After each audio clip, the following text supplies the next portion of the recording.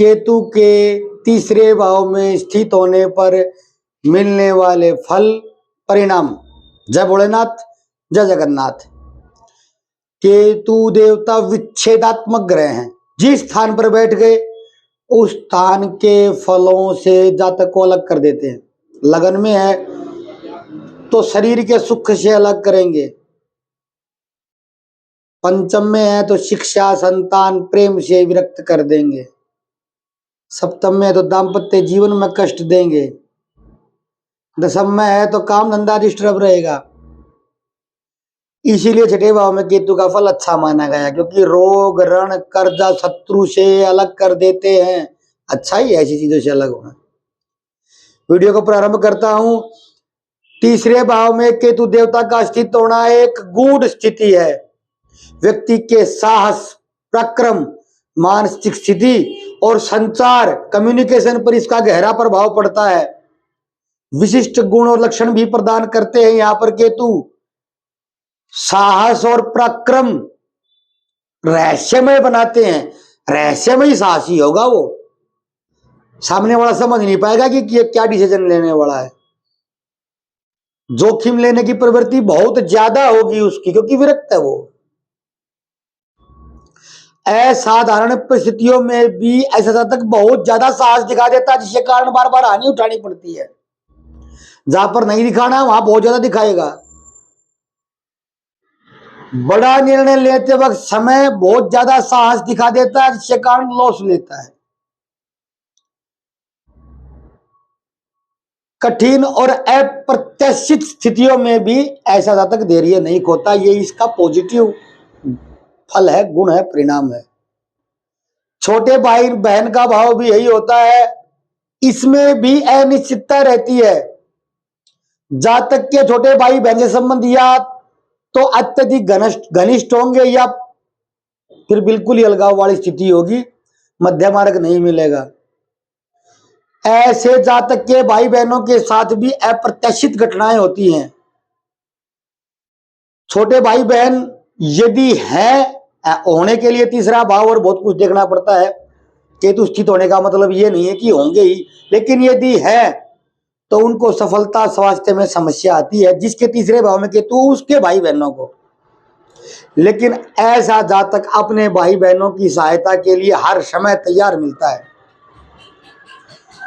तीसरे भाव में केतु स्थित हो तो ऐसा जातक एक लेखक, अच्छा लेखक होता है, लेकिन शैली अद्भुत होती है और वक्ता भी बन जाए, लेकिन उसके लिए भी द्वितीय भाव भी देखना होगा। तीसरे भाव के लिए भी बुध देखना पड़ता है लेखक होने के लिए भी, लेकिन मैं सामान्य जो लक्षण है वही बता रहा हूं, बाकी तो सब कुंडली देखकर ही पता लगता है। ऐसे जातक की प्राय रुचि तंत्र, मंत्र, आध्यात्मिक रहस्य और ज्योतिष और गूढ़ इतिहास के पहलुओं पर लिखने में ज्यादा होती है। बोलने में स्पष्टता की कमी भी देखी जाती है, लेकिन शब्दों में गहराई और प्रभाव होता है। बोलते बोलते अटक जाना और लिखते लिखते रुक जाना, यह लक्षण भी तीसरे भाव का केतु प्राय दे देता है।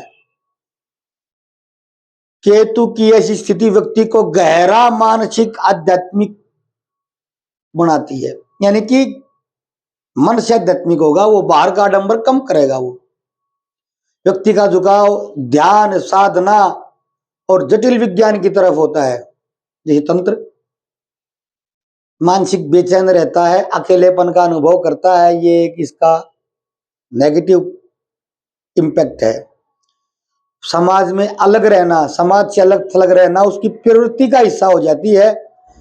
इसी कारण से, क्योंकि वो आध्यात्मिक है, वो अंदर की यात्रा ज्यादा करेगा, तो बाहर उसको लोग कहेंगे स्वार्थी है या कपटी है या मूर्ख है। व्यक्ति की ऊर्जा भी रहस्यमयी होती, शारीरिक। कभी कभी बहुत ऊर्जावान होता है, कभी बहुत थका हुआ महसूस करता है। ऐसी समस्याएं बहुत बार होती है जिनका कारण कोई स्पष्ट हो ही नहीं पाता, कारण का पता ही नहीं लगता है। बाहों यानी कि बाजुओं, कंधों और फेफड़ों से जुड़ी समस्याएं ऐसे जातक को बार बार होती हैं, या जीवन के अंत में जब भी होंगी तो समस्याएं इन्हीं अंगों से जुड़ी हुई होंगी। संघर्ष बहुत करना पड़ता है। तीसरे भाव में केतु वाले जातक को बड़ा प्रयास करता है, लेकिन सफलता या तो मिलती नहीं, अंत में मिलती है।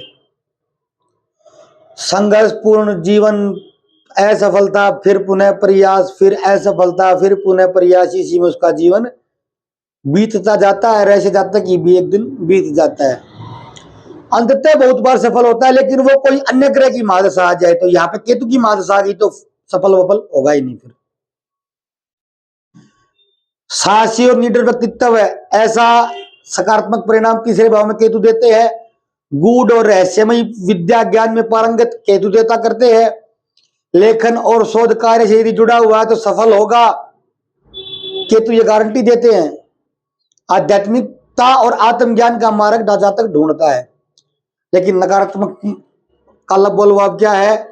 भाई बहनों के साथ संबंधों में कठिनाई होती है, मानसिक बेचैनी और अस्थिरता रहती है, अति साहस से हानि अति सर्वत्र वर्जित होती है महाराज। अति किसी चीज की, अति का ना भला न बोलना, अति की भली न चुप। अति साहस महामूर्खता का लक्षण होता है, ऐसा केतु ये लक्षण अवश्य दे देता है। और कार्यों का रिजल्ट बहुत देर से मिलना, ये नकारात्मक प्रभाव है। गणेश जी की पूजा अवश्य करनी चाहिए। यदि महादशा या अंतर्दशा आ गई है तो गणेश जी की पूजा अवश्य करे। बीज मंत्र ओम श्री गणेशाय नमः का सरल जाप कर सकते हैं, या ओम गंग गणपतये नमः का जाप भी आप कर सकते हैं, इससे अवश्य लाभ होगा। दान काले और सफेद तिल बराबर मात्रा में मिलाकर, यदि महादशा अंतर्दशा पीड़ित कर रही है केतु की, तो दान अवश्य कर दे। निर्धन को दे दे। बहते पानी में बहा देंगे तो और भी अच्छा है, लेकिन बहते पानी में किसी विशेष राशि में स्थित हो तो ही ज्यादा लाभ देता है। आता किसी निर्धन को दे दे। काला और सफेद कम्बल दोनों, जिसमें दोनों रंग हो, काला भी और सफेद भी, कम्बल का दान भी लाभ देता है। जरूरतमंद को खाने की वस्तुओं का दान भी लाभ देता है। कुत्तों को कुछ भी खाने का भोजन देंगे, केतु को अवश्य सकारात्मक करता है। और सबसे विशेष अंधे व्यक्ति को भोजन करवाना केतु की महादशा अंतर्दशा में एक विशेष उपाय है। केतु कहीं भी स्थित हो, चाहे कहीं भी, नित्य ध्यान योग प्राणायाम अवश्य लाभ देंगे, बशर्ते वो आपकी दिनचर्या का हिस्सा हो। ये नहीं कभी कर लिया कभी कर लिया, कभी नहीं किया। नित्य ध्यान यदि आप करेंगे तो केतु की महादशा में आप हर हाल में लाभ लेंगे, मेरा दावा है ये। केतु कहीं भी स्थित हो, किसी भी राशि में हो, लेकिन ध्यान आपकी जीवनचर्या का हिस्सा होना चाहिए। मेरी का तो है, मेरी केतु की महादशा है। और मैं अब इसमें कोई मैं वो नहीं कर रहा, आपको समझाने के लिए बोल रहा हूं। शायद इस साल में 2-4 दिन ऐसे थे जिस दिन मैं मेडिटेशन नहीं करता हूँ। दोनों समय भी हो सकता है, 3 भी 4 भी, लेकिन एक बार तो है ही है रात को। सामान्य बीज मंत्र ओम केम केतुवे नमः का जाप भी आप कर सकते हैं।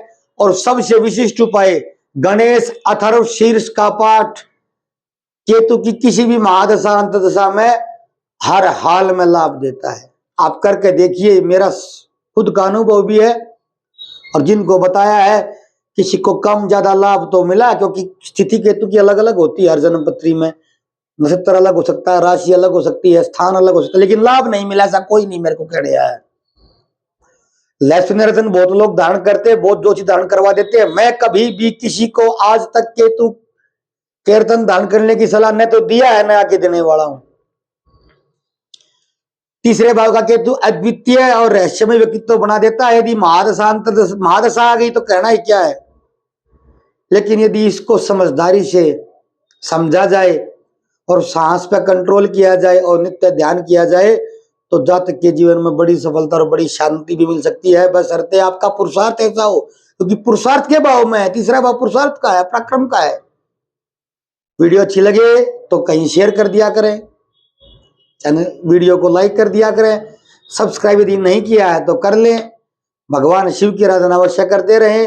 गोस्वामी तुलसीदास जी ने कहा है, जो तप करई कुमारी तुम्हारी, भावियों मेट सकई त्रिपुरारी। भगवान शिव हर भावी, हर संकट, हर विपदा का समाधान जब चाहे क्षण में कर सकते हैं। मिलते हैं अगली वीडियो के साथ, तब तक के लिए जय भोलेनाथ, जय जगन्नाथ।